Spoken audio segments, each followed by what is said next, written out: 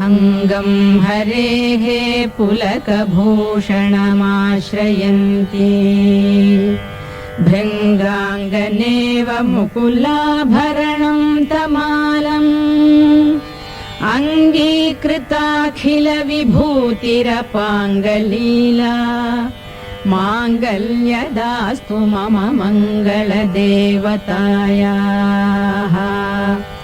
मुग्धा मुहुर्विदधति वदने मुरारेः प्रेमत्रपा प्रणिहितानि गतागतानि मालादृशोर्मधुकरीव महोत्पलेया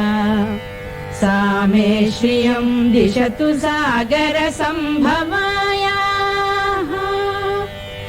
आमीलिताक्षम् अधिगम्य मुदा मुकुन्दम्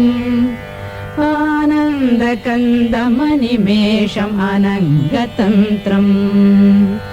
आकेकरस्थितकनीनिकपक्ष्मनेत्रम्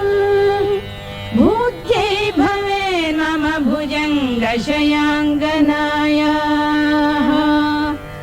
बाह्वन्तरे मधुजितश्रितकौस्तुभेया हारावलीव हरिनीलमयी विभाति कामप्रदा भगवतोऽपि कटाक्षमाला कल्याणमावहतु मे कमलालयायाः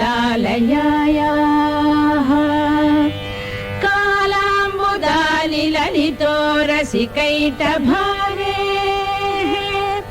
धाराधरे स्फुरति या तडिदङ्गनेव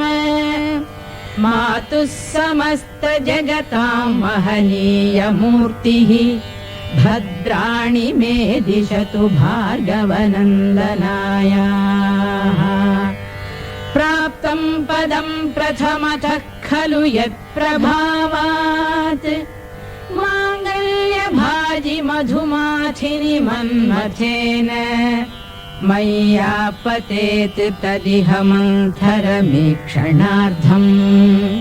मन्दालसं च मकरालय कन्यकायाः विश्वामरेन्द्रपदविभ्रमदानदक्षम्